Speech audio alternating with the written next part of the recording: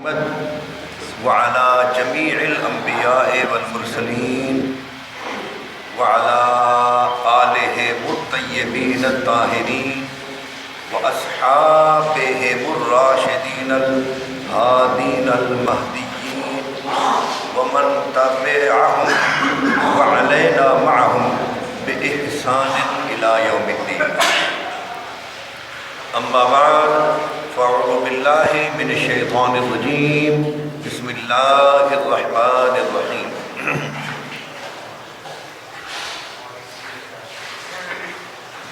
وسخر لكم ما في السماوات وما في الأرض جميعا منه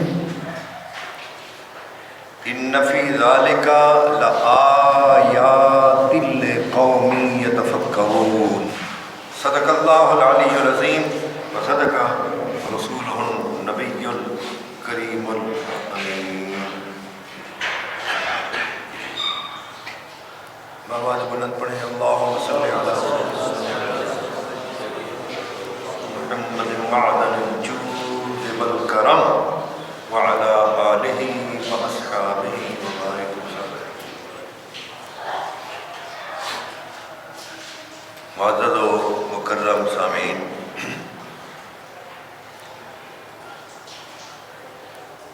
آج آپ کے سامنے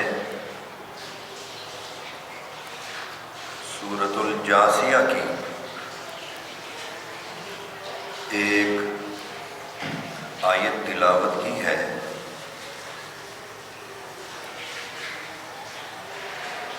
اس کی روشنی میں آج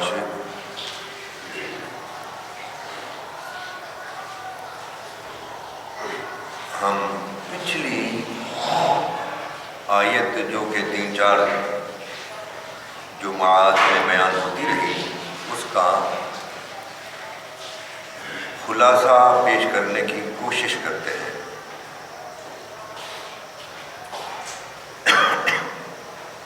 وہ خلاصہ ہو گیا تو فبہا، نہ ہوا تو آگے چلیں.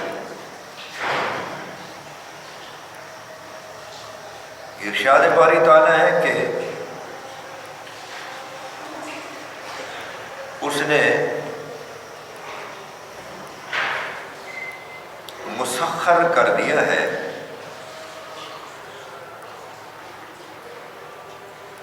اس نے یعنی اللہ نے مسخر کر دیا ہے تمہارے لیے جو کچھ آسمانوں اور زمینوں میں ہے، جمیعاً سارے کا سارا، من ہو اپنی جناب سے. بے شک اس میں، اس تسخیر میں، اس مسخر کرنے میں، اس تابع کرنے اور تمہارے تابع بنانے میں غور و فکر کرنے کے لیے بہت دلیلیں ہیں اس قوم کے لیے جو غور و فکر کرنا چاہتی ہو، جو غور و فکر کرے.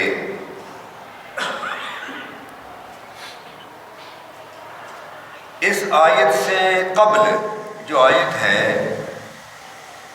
اس میں بھی یہ الفاظ آئے ہیں تسخیر کے. اللہ الذی سخر لکم البحر، وہ اللہ ہے جس نے تابع کر دیا تمہارے لیے سمندر کو، لتجری الفلک فیہ بامرہ، تاکہ تم اس میں جہاز چلاؤ اس کے حکم سے، وَلِتَبْتَغُوا مِنْ فَضْلِهِ، تاکہ تم جہاز رانی کر کے اس کے فضل کو تلاش کرو، لَعَلَّكُمْ تَشْكُرُونَ، اور اس کا تم شکر ادا کرو. تو تسخیر 2 طرح ہے. تسخیر 2 طرح ہے. ایک تسخیر مادی ہے اور ایک مادی اور جسمانی. دوسری تسخیر عقلی اور روحانی. عقل کا تعلق تو مادی سے بھی ہے عقل کا تعلق روحانی سے بھی ہوتا ہے۔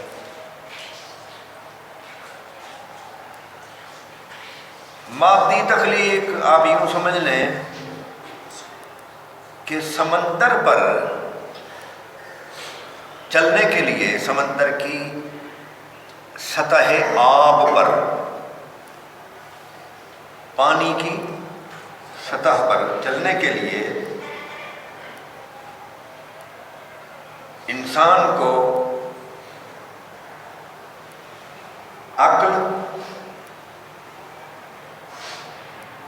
اور مادیت دونوں کی ضرورت ہے۔ اب انسان جو ہے وہ سمندری مخلوق سے جسماً بڑی مخلوق نہیں ہے، لیکن پوری کی پوری سمندری مخلوق پر انسان حاوی ہے۔ تو وہ اس طرح کی عقل استعمال کرتا ہے انسان، اور عقل استعمال کر کے کشتی اور جہاز پر سوار ہوتا ہے، اور جو چاہتا ہے سطح آب پر سوار ہو کر وہ کرتا ہے، حاصل کرتا ہے۔ تو اللہ تعالیٰ نے فرمایا کہ ہم نے اس طرح تمہارے تابع کر دیا۔ تسخیر کا معنی ہوتا ہے کوئی چیز تابع ہو جائے، زیر فرمان، زیر حکم ہو جائے۔ اسی طرح خشکی پر آ جائیے تو انسان بھی مخلوق ہے اور حیوان ہے، اور دوسری جاندار جو جتنی چیزیں ہیں وہ بھی حیوان ہیں۔ حیوان کہتے ہیں اسی روح کو روح والی چیز، لیکن یہ خطاب قرآن میں جو ہے یہ انسانوں سے ہے۔ تو خشکی کی تمام چیزوں پر انسان قادر ہے، ساری چیزیں انسان کے تابع ہیں، انسان نے کائنات کو تسخیر کیا ہوا ہے۔ اور پھر یہ تسخیر جو ہے یہ فقط زمین تک نہیں ہے، آیت نے کہا سماوات، آسمانوں کی تسخیر بھی انسان کے لیے، لکم، تمہارے لیے کر دی گئی۔ تو اب آسمانوں کی چیزوں پر بھی انسان اپنا اقتدار، اپنا تسلط، اختیار، خدا کی دی ہوئی قدرت، طاقت استعمال کر رہا ہے۔ ایسا ہے یا نہیں؟ تو قرآن کریم کا یہ بیان فرمانا کہ ہم نے تمہارے لیے تابع کر دیا جو کچھ آسمانوں میں ہے اور جو جمیعاً، سارے کا سارا۔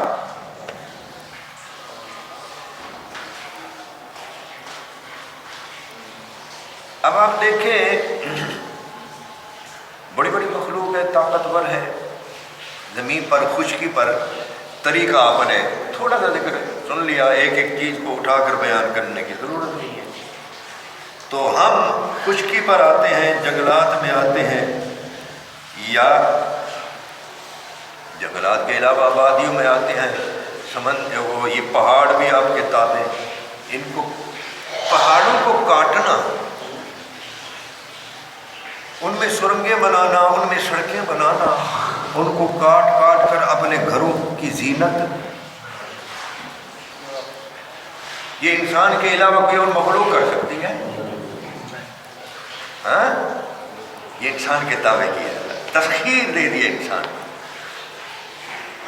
اور جنگلات میں چلے جائیں اور صرف جانوروں کو لے لیں،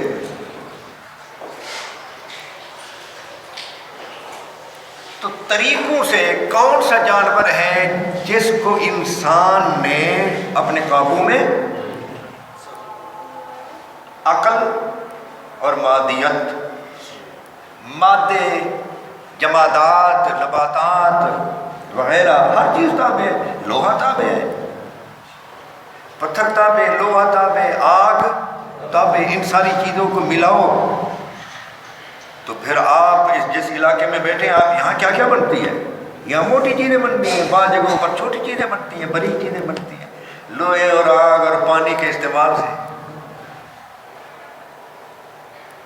یہ جو تسخیر ہے یہ کس نے آپ کو عطا کی؟ صرف غور کرنے اور میں اس لیے چھوٹی چھوٹی چیزیں اور بڑی بڑی چیزیں لگا رہا ہوں تاکہ ان فی ذلک لآیات لقوم یتفکرون کہا جو گیا کہ تمہارے لیے اس قوم کے لیے اس میں اس کی دلیلیں ہیں جو یتفکرون غور و فکر کرتی ہے۔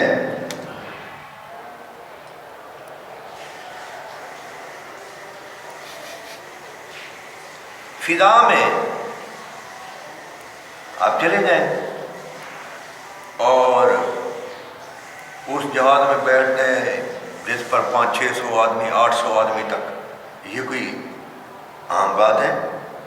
اور پھر سیٹیں بھی ایسی نہیں کہ ایک سواری کا کندھا دوسرے سے لگ رہا ہو، ایسی کھلی کھلی، اس میں پھر درمیان میں گلیاں، دیکھو تو وہ ہوا ہے لیکن اور باتوں میں گفتگو میں بتلانا پڑتا ہے، اس میں پھر وہ گیلریاں، اس میں وہ آپ کے کھانے کے لیے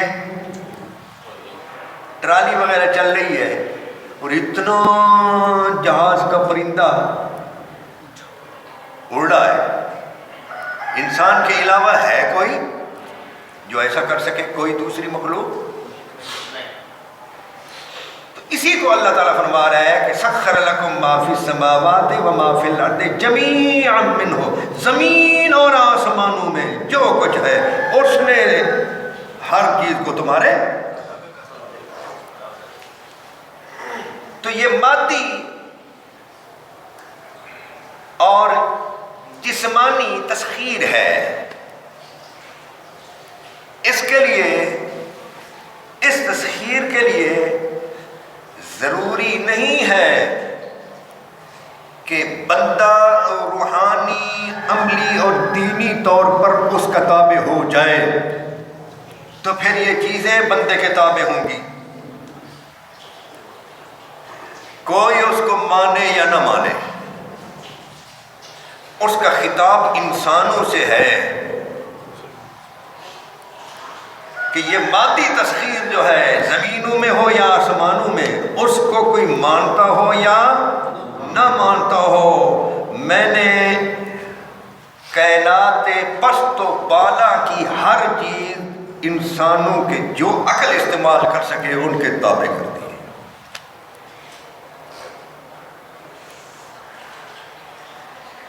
دو قسمیں تھیں تسخیر کی، تابع دار بنانا، تابع دار بنانا، کسی چیز کو زیر فرمان بنانا، تسخیر کا معنی ہوتا ہے یہ۔ دوسری تسخیر ہے روحانی،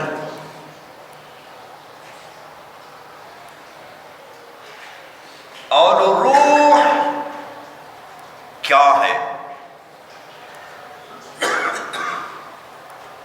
نبی اکرم صلی اللہ علیہ وآلہ وسلم سے رل مل کر قریش مکہ اور یہود و نصارہ نے پورا ایکا کر کے سب نے اپنی عقلوں کو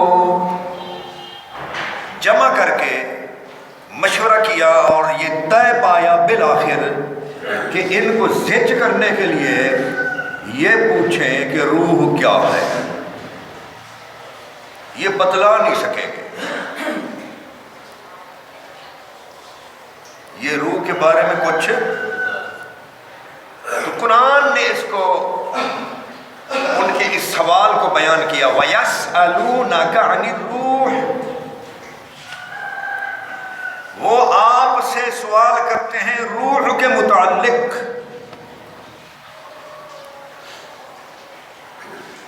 قُلِ الرُّوحُ مِنْ أَمْرِ رَبِّي، آپ فرمائیں روح میرے رب کا امر ہے۔ تو یہ جواب ہے، یہ کیا ہے؟ یہ ترخانہ نہیں ہے، یہ ہے جواب۔ آگے فرمایا وَمَا أُوتِيتُم مِّنَ الْعِلْمِ إِلَّا قَلِيلًا، امر ربی کو تم سمجھنا چاہو نہیں سمجھ سکتے، اس لیے کہ تمہیں علم ہی تھوڑا دیا گیا ہے۔ اب یہاں فرمایا کہ روح ہے امر ربی، دوسرے مقام پر امر کے بارے میں فرمایا کہ اس کا امر کیا ہے۔ انما امرہ، اس کے سوا اور کوئی بات نہیں کہ امرہ، اس کا امر یہ ہے کہ اذا اراد شیئا، اس کا امر یہ ہے کہ اذا اراد شیئا، جب وہ کسی چیز کا ارادہ فرماتا ہے، ان یقولا، تو وہ کہتا ہے، لہو، اس کے لیے، اس چیز کے لیے جس کا وجود نہیں، فقط اس کے علم میں آئی۔ میں تخیل نہیں کہہ سکتا، اس لیے کہ تخیل یہ انسان کا، مخلوق کا خاصہ ہے، اللہ تعالیٰ تخیل وغیرہ سے، بس اس کے علم میں ایک چیز ہے، اور کائنات میں، عالم شہادت میں، شہادت کہتے ہیں وجود، عالم شہادت میں اس کا وجود نہیں ہے، فقط اس کے علم میں ہے۔ فرمایا میں کسی چیز کو علم میں لاتا ہوں، پھر جو چیز میرے علم میں ہے، کائنات میں موجود نہیں، اس کو کہتا ہوں کن، ہو جا، فیکون، تو وہ، تو یہ کیا ہے؟ امر ربی۔ اب اس سے پہلے آپ نے تسخیر مادی کا ذکر سنا تھا، تو اس میں انسان کی حیت، انسان کی بناوٹ وغیرہ خود آپ کے سامنے آ گئی کہ دو ٹانگوں پر چلنے والا یہ انسان جو ہے، اس نے، یہ حیوان جو ہے، اس نے بری اور بحری ساری چیزوں کو، بلکہ آسمانی ساری چیزوں کو اپنے تابع کس طرح، عقل ایک دے کر، ہاتھ دے کر، ذہانت دے کر، وجود کی، ایک جسم کی، اس حیوان کی ایک ساخت خاص دے کر، اس نے مادی طور پر زمین و آسمان کی چیزوں کو اس انسان کے تابع کر دیا۔ اب جب یہ حیت انسانی کے حوالے سے آپ نے تسخیر سمجھ لی، تو روحانی تسخیر جو ہے اس کے لیے تو ہمیں پہلے روح کو سمجھنا ہوگا۔ تو روح کا معاملہ کچھ نہ کچھ ہمیں، کہ وہ ہے امر ربی۔ اب امر ربی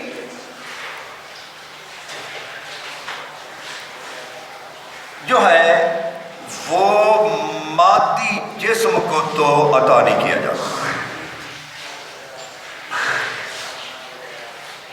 امر ربی کے استعمال کے لیے یہ ہاتھ اور یہ جسم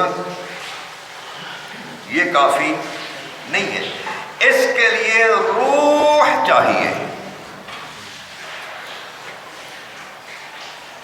اور روح رب تبارک و تعالیٰ کی جو ہے کسی بندے کو نہیں مل سکتی جب تک کہ وہ اس کے کلام کو اپنی اس حیوانی روح میں نہ اتارے۔ یہ جو ہمارے جسم میں روح ہے نا، اس کو کہتے ہیں روح حیوانی۔ اس حیوانی روح میں جب تک بندہ اللہ تعالیٰ کی روح کو نہ اتارے، اپنی خواہش سے، اپنی مرضی سے قبول کرتے ہوئے، اس وقت تک یہ روح حیوانی کام نہیں کرتی۔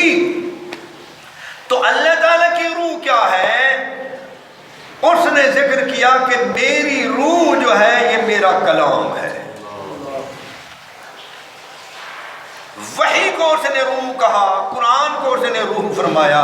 تو جو لوگ میرے کلام کو قلب و قالب میں، قلب و قالب جو ہے وہ سانچے کو ڈائی بولتے ہیں نا، سانچے کو، ہاں انگلش میں ڈائی، جو یعنی ڈائی سے جو چیز بنی ہوئی ہے اس کو دیکھو تو وہ ڈائی پر دلالت کرتی ہے، ڈائی کو دیکھو تو وہ اس چیز پر دلالت کرتی ہے۔ ایسے ہے یا نہیں؟ ایک سے دوسرے کو جانا نہیں، بنایا نہیں، جانا جا سکتا ہے. بنایا تو ویسے ہی، یعنی ایک سے دوسرا تو نہیں بنتا، صرف ڈائی سے ہی ایک چیز بنتی ہے. وہ قلب جو ہے اس سے قالب نہیں بنتا، لیکن ایک کو دیکھ کر دوسری کو جانا. تو قلب و قالب، روح اور جسم میں امر الہی کو کلام الہی، یاد رکھیں کلام جو ہے اللہ کا یہ مخلوق نہیں ہے، یہ مخلوق نہیں ہے، اس کو فنا نہیں. مخلوق اسے کہتے ہیں جس کو کبھی نہ کبھی فنا ہو. کلام الہی کو فنا نہیں، حتیٰ کہ اللہ تعالیٰ محفوظ رکھے.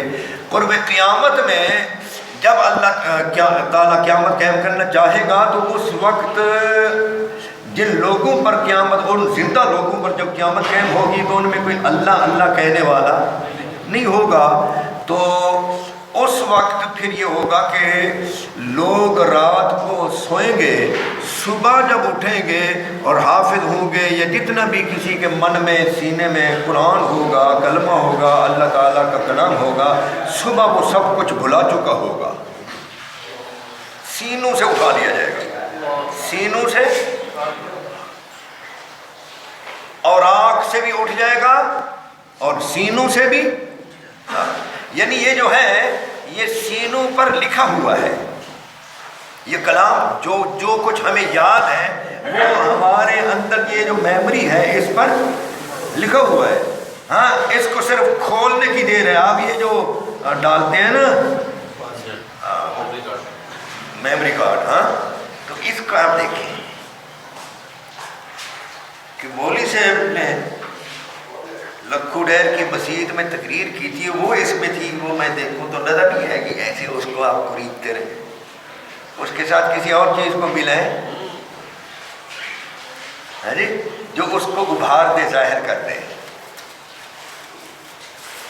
حافظ جو مصلی پر کھڑا ہو جاتا ہے تراویح پڑھنے کے لیے، تو ایک چیز کسی نہ کسی جگہ موجود ہوتی ہے تو وہ یہاں سے نکلتی ہے، وہ غور کرتا ہے، پھر اس کی وہ جو ذہانت جو ایک روحانی قوت ہے، نورانی قوت، وہ اس کو پڑھتی ہے اور پھر منہ سے وہ.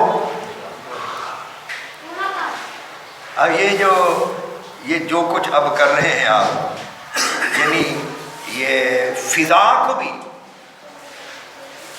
کو تسخیر کر کے کائنات کے ایک کونے سے کونے میں بیٹھے ہوئے انسان کی آواز کو دوسرے کونے میں بیٹھے ہوئے انسان تک جو پہنچایا جا رہا ہے، یہ تسخیر کس نے عطا کی ہے؟ اب نے ابھی سنا تھا نا، تو یہ بھی ایک شامل کر لیں. یہ اللہ تعالیٰ کی عطا کردہ تسخیر ہے. تو کلام الہی کو جو کہ روح ہے، روح الہی، اس کو روح حیوانی میں جو کوئی ڈال لے تو ڈالنے کا مطلب کیا ہے؟ وہ یہ ہے کہ اس کی سماعت سے کلام ٹکرائے، اس کا قلب اس کو قبول کرے، اس کا ذہن اسے سمجھے، پھر قلب و قالب، روح، عقل سارے مل کر اس کے اعضاء کو اس روح الہی امر ربی کے تابع کر دیں. ہاتھ چلے تو اس کے کلام کا جو منشا ہے اس کے مطابق چلے، زبان چلے تو اس کے کلام کے منشا کے کلام اس کو قرآن ہے. اس وقت پہلے ہر دور میں جو کتاب آتی رہی سب اس کا، ٹھیک ہے نا. تو جو اس نے اپنے کلام کو نازل کر کے ہر دور میں جو چاہا، جیسا چاہا، اس کلام کے مطابق اس دور کا انسان ہو جائے. کلام کیا چاہتا ہے، بات کس طرح کی جائے، ہاتھ کس طرح ہلایا جائے، ہاتھ کس طرف لایا جائے، اور قدموں کی حرکت کس طرح ہو. معاشرہ میں ماں باپ، بہن بھائی، اولاد کے ساتھ کس طرح گزارنا ہے، مسلم کے ساتھ کس طرح گزارنا ہے، غیر مسلم کے ساتھ کس طرح گزارنا ہے، اس کی مراد، منشا اور رضا کو کس طرح حاصل کرنا ہے، اس کو کہتے ہیں روح الہی امر ربی کو روح حیوانی میں اتارنا. کے لیے، امر ربی کو اپنی روح میں اتارنے کے لیے تنہا ذاتی کوشش یا تنہا انسان اپنے آپ میں کامیاب نہیں ہو سکتا۔ اس روح کو روح حیوانی میں اتارنے کے لیے اس طاقت کی محتاجی اور ضرورت ہوگی جس طاقت کو اس روح کا امین بنایا گیا، جس طاقت پر اس روح کو نازل کیا گیا۔ تو جب تک انسان کلام الہی کے ساتھ اپنے نبی، اس دور کے اپنے نبی کی روح کے ساتھ قلبی، ذہنی، فکری رابط نہ رکھے، اس وقت تک اس کی روح حیوانی میں روح الہی نازل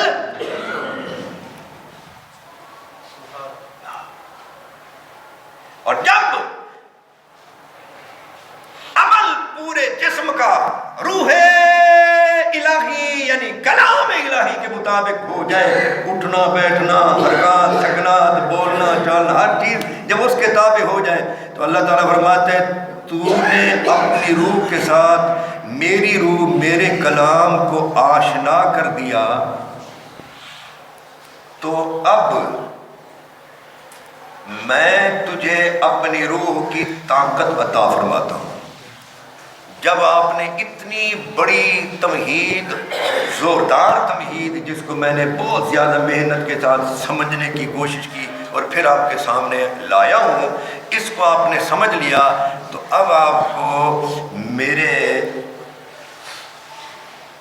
شیخ سیدنا و مرشدنا شیخ عبد القادر جیلانی رحمۃ اللہ تعالی علیہ کا یہ فرمان صحیح معنوں میں سمجھ آ سکے گا کہ انہوں نے فرمایا کہ اللہ تعالیٰ نے اپنے بعض بندوں کو خطاب کیا کہ اے بندے تو میرے امر کے تابع ہو جا تو میں تجھے اپنا امر عطا کر دوں گا۔ تو پھر اللہ تعالیٰ نے فرمایا تو سمجھتا ہے کہ میرا امر کیا ہے؟ تو فرمایا میرا امر یہ ہے کہ میں کہتا ہوں کن ہو جا، تو وہ چیز جو وجود بھی نہ رکھتی ہو جاتی ہے۔ تو اگر میرے تابع ہو جائے تو میں تجھے ایسا امر کن عطا کر دوں۔ یہ فتوح الغیب میں ہے، شیخ کی کتاب ہے اپنے ہاتھ سے لکھی ہوئی فتوح الغیب، چھوٹی سی کتاب ہے، اس کا ترجمہ بھی ہو چکا ہے۔ تو فتوح الغیب میں انہوں نے لکھا کہ انہوں نے شروع یوں کیا کہ اللہ تعالیٰ نے فرمایا بندے سن میں اللہ ہوں، شروع اس طرح کیا ہے، اور میری شان یہ ہے کہ میں کسی چیز کے بارے میں کہتا ہوں کہ وہ ہو جائے تو وہ ہو جاتی ہے، تو اگر میرے تابع ہو جائے تو پھر میں تجھے بھی یہ شان عطا کر دوں۔ اب جس کو وہ شان عطا کرے گا تو وہ بندہ ہوگا تو اس کے تابع، وہ خود تو اپنی جگہ معبود نہیں بن جائے گا، وہ خود اپنی جگہ خالق نہیں بن جائے گا، وہ تابع تھا تو دی اور تابع رہے گا تو اس کے پاس ہوگی۔ جب آپ نے یہ بات سمجھ لی تو آئیے ذرا قرآن کی طرف۔ لفظ کیا تھا آیت کے؟ لفظ کیا تھے شروع میں؟ سخرا، اس کا مصدر ہے تسخیر۔ اب ایک لفظ سنیں، فسخرنا لہ الریح تجری بامرہ، ہم نے اس کے تابع کر دیا ہوا کو، تجری بامرہ چلتی تھی وہ اس کے امر سے، تجری بامرہ، یہ سورہ صاد ہے 23واں پارہ ہے۔ رخاءً، رخاءً تیز طریقے سے، حیث اصاب، وہ اس کے تخت کو ہوا جو ہے اپنے کندھوں پر اٹھا کر حیث اصاب، جدھر وہ چاہتے تھے ادھر لے جاتی تھی۔ مقام پر آیا 22ویں پارے میں سورۃ السبا میں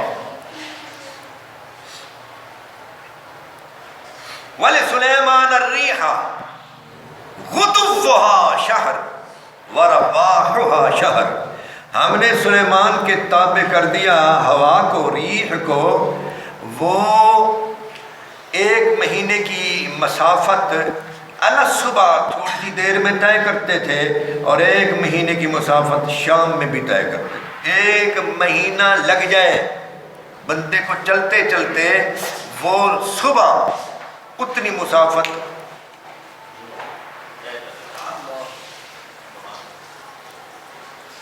تو یہاں ایک جگہ آیا فسخرنا، ہم نے ان کے تابع کر دیا۔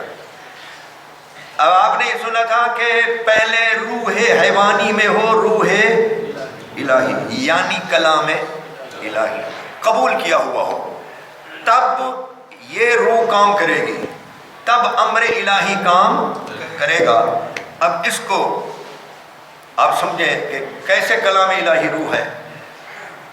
انہی سلیمان علیہ السلام کا ایک امتی ہے، مجلس میں بات ہو رہی ہے کہ ہے کوئی جو ملکہ سبا بلقیس کا تخت لائے اس کے یہاں پہنچنے سے پہلے، قبل ان یاتونی مسلمین، اس سے پہلے کہ وہ مسلمان ہو کر تابع فرمان ہو کر یہاں پہنچے، مجھے مطلوب یہ ہے کہ ان کے پہنچنے سے پہلے انہی کا تخت یہاں جن کھڑا ہوا۔ یہ سب قرآن ہے، حدیث نہیں کہ کوئی اس کو ضعیف کہہ دے۔ جن کھڑا ہوا، میں لے آتا ہوں اس سے قبل کہ آپ ان تقوم من مقامک، اپنے مقام سے کھڑے ہوں۔ اس کی 2 اچھا من مقامک، من مجلس نہیں کہا، من مقامک کہا، تو اس کے 2 معنی کیے ہیں مفسرین۔ ایک معنی یہ ہے کہ آپ کی مجلس ختم ہونے سے، انہوں نے کہا کہ یہاں من قبل قال عفریت من الجن ان آتیک بہ قبل ان تقوم من مقامک قبل ان یختم من مجلس، نہیں، اس سے پہلے کہ آپ مجلس ختم کریں۔ تقوم ہے، قام یقوم کا معنی ہے کھڑا ہونا۔ آپ اپنے مقام پر جہاں بیٹھے ہیں اٹھنا چاہیں اور پورے قد پر کھڑے ہو جائیں تو آپ کے کھڑے ہونے سے پہلے وہ تخت آ جائے گا۔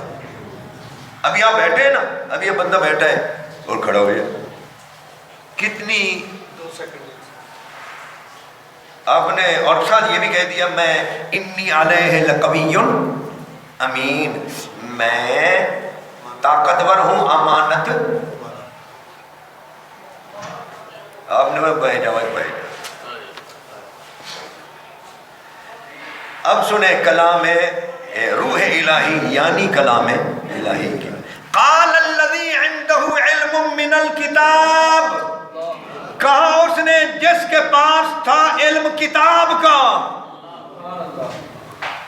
اس کے پاس، جن کے پاس تھی اپنی طاقت، اور جن مسلم ہو یا غیر مسلم وہ سب تابع تھے سلیمان علیہ السلام کے، تان نہیں کرہن مجبوراً، ہر چیز مجبور ہو کر تابع تھی۔ اب یہ نہیں کہا کہ کھڑا ہوا انسان، بلکہ فرمایا کھڑا ہوا وہ جس کے پاس تھا کتاب کا، اور کہنے لگا آنا آتی کبھی، میں لے آؤں گا، قبل اس سے پہلے ان یرتد الیکا، ان یرتد الیکا، ان یرتد الیکا تنفق، اس سے پہلے کہ آپ اپنی اوپر والی جو پتلیاں ہیں ان کو نیچے لے آئیں اپنے ارادہ سے، اور وہ نیچے والی کو لگ جائے، اس کے لگنے سے پہلے آ جائے گا۔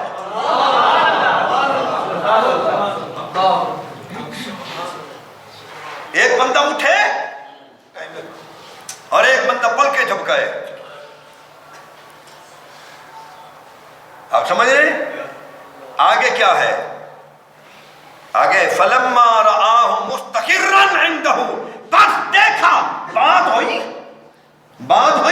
دیکھا سلیمان علیہ السلام نے مستقرا عنده، تخت جم کر ان کے سامنے تھا، اور پکار اٹھا سلیمان ھذا من فضل ربی، میرے امتی سے یہ کام ہو جائے یہ میرے رب کا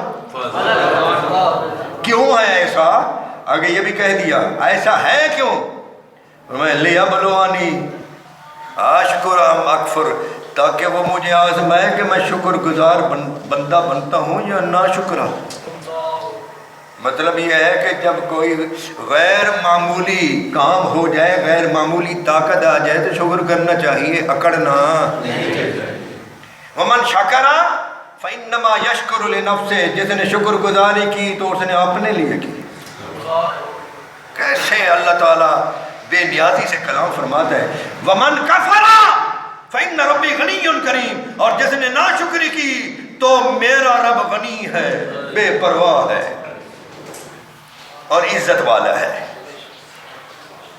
تو اب پلک جھپکنے سے پہلے جو وہ اتنا بڑا تخت لایا، یہ کون سی تسخیر ہے؟ تسخیر کی بات ہو رہی ہے نا، یہ ہے تسخیر روحانی، کہ روح حیوانی میں روح الہی، روح حیوانی میں روح الہی، آگے بولے میں کیا کہنا چاہتا ہوں، آ جائے نہ، روح حیوانی میں روح الہی کو لایا جائے، آ جائے نہیں، اس میں انسان کی مرضی چاہیے، انسان کی طرف سے قبول کرنا چاہیے، انسان کا ارادہ چاہیے، انسان کا عمل چاہیے، وہ خود اس روح کو اپنے من میں، اپنے قلب میں، اپنی روح میں اتارنے کی خواہش رکھے، خواہش کے ساتھ لے آئے تب کام بنے گا، خود ڈال دیا جائے ایسا نہیں۔ خود جو ڈالا جاتا ہے وہ پھر بنا کر، مکمل بنا کر ان لوگوں کی کہ جسم میں ڈالا جاتا ہے جو پھر دوسروں کو بنانے کے لیے آتے ہیں، اور وہ ہیں انبیاء۔ بعد والے جو ہیں وہ چاہیں تو اللہ تعالیٰ دے گا، نہ چاہیں۔ اسی کو بیان کرتے ہوئے جب زمین و آسمان کے کلابے ملا دیے نا انسان نے، کہ میں نے تو تیرے لیے یہ کیا، میں نے زمین کو سجدوں سے بسا دیا، میں نے تیرے گھر کو 4 چاند لگا دیے، میں نے یہ کر دیا، میں نے وہ کر دیا، میں نے تیری خاطر جان نذرانہ تن پیش کی، میں نے تیری عظمت و عزت کو 4 چاند لگا دیے، وغیرہ وغیرہ شکوہ کیا انسان نے۔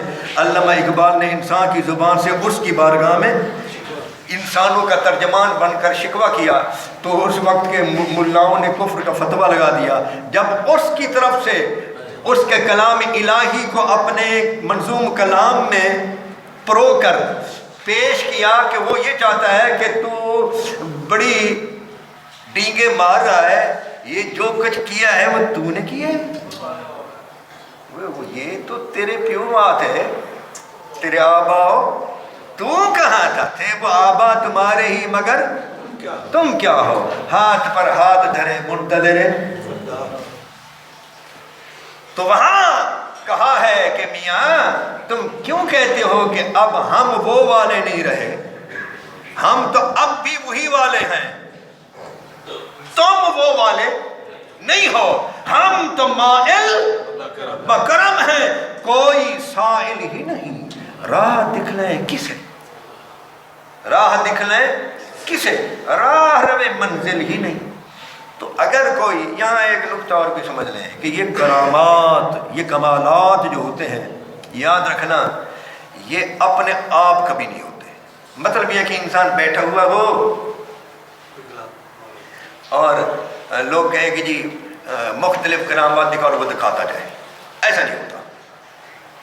معجزہ اور کرامت اس وقت آتی ہے جب جنبش ہو، جب حرکت ہو، جب آگے کوئی منکر ہو، جب کوئی مطلوب اور مقصود کو پانا ہو، اس وقت ہوتی ہے۔ بندے کی طرف سے حرکت ہو، بندے کی طرف سے کوشش ہو، بندہ کچھ کرنا چاہتا ہو، اور پھر جو ہے اس وقت اللہ تعالیٰ اپنی روح کو، اپنے امر ربی کو اس کی روح کے ساتھ ملا دیتا ہے، اور جہاں تک انسان اپنا کر سکتا تھا وہ کر گزرنے کی پوری کوشش کر چھوڑے، اور پھر ابھی نتیجہ باطل کے مقابلے میں برآمد نہ ہو رہا ہو، تو پھر اس وقت ادھر مومنٹ ہو تب وہ اپنی مدد کو، وہ ایسا نہیں کرتا کہ مسجد نبوی میں بیٹھے رہو تو میں فرشتوں کو اتار دوں گا، وہ کہتے ہیں بدر میں آؤ تو فرشتوں اتاروں گا۔ آپ سمجھ گئے؟ وہ ایسا نہیں کہتا کہ تم جو ہے نا اپنے ذہن میں طلب بھی پیدا نہ کرو، طلب بھی پیدا نہ کرو، اور تمہارے ذہن اور روح میں اور تمہارے دماغ میں کوئی تلاطم بھی نہ ہو، چاہت ہی نہ ہو، خواہش ہی نہ ہو، اور وہ یہ میرے ماننے والے ہیں تو جو نہیں مانتے میں ان کو بھسم کر دوں گا، ایسا نہیں ہے۔ تڑپ ہو تمہارے من میں تو پھر دیکھو میں کیا کرتا ہوں۔ تڑپ تو ہم میں تو وہ اسی پر تو کہا ہے نا، وائے ناکامی متاع کارواں جاتا رہا، کارواں کے دل سے احساس زیاں جاتا رہا۔ کوئی احساس تو ہو، کوئی حساس تو ہو، کوئی فکر مند تو ہو، کوئی تڑپ تو رکھتا ہو۔ ایسی جب تڑپ ہو تو پھر اس کی روح بھی تڑپ کر آ جاتی ہے، اور ایسی تڑپ ایک طرف تو دیکھیں دو باتیں، ایک طرف تو یہ ہے کہ لشکر بھیجا ہوا ہے، مسجد نبوی کے کونے میں بٹھا کر دعا منگانے کے لیے مقرر لشکر بھیجا ہوا ہے، لشکر وہاں موجود ہے، وہ اپنے ہاتھ پیر ہلا رہا ہے، اور کافر جو ہے دھوکے سے پیچھے سے آ کر وار کرنا چاہتا ہے۔ یہ لشکر بھیجنے والا جو ہے، لشکر بھیج کر فکر مند بھی ہے، ادھر خطبہ پڑھاتا ہے، ادھر لشکر کو دیکھتا ہے، 1500 میل دور لشکر ہے، اور اس کے ذہن میں تلاطم پیدا ہو رہا ہے، یہ میرے مسلمانوں کے ساتھ، یہ میری رعایا کے ساتھ کیا ہونے لگا ہے۔ اور اسی دوران خطبہ دیتے دیتے کہتے ہیں، یا ساریہ الجبل، اے سپاہ سالار لشکر، ذرا پہاڑ کی طرف رخ کر۔ وہ پہاڑ کی طرف رخ کرتا ہے، کٹھے جمع شدہ کفار مل جاتے ہیں جو حملہ کرنے کے لیے آئے تھے، حملے میں آ جاتے ہیں، اور 1500 میل دور کون آواز پہنچاتا ہے؟ اب آپ سمجھ گئے؟ ایک تسخیر ہے مادی، دوسری تسخیر ہے، تو یہ روحانی تسخیر کے لیے ویسا چاہیے بننا کہ روح حیوانی میں روح الہی اتارنی چاہیے، تب یہ کام بنے گا۔ تو میں گزشتہ کئی جمعے جو پڑھاتا رہا اس میں یہی بات تھی کہ میرے لیے کوشش کرو، لَنَهْدِيَنَّهُمْ سُبُلَنَا، تو ہم تمہارے لیے ساری راہیں کھول دیں گے۔ تو کیسے کھولیں گے؟ وہ یوں ہے، کسی جگہ جب ایسے لوگ تھے، کسی جگہ مسلم ناکام تھا، اللہ تبارک و تعالی ہم میں سے اکثروں کو ایسا بننے کی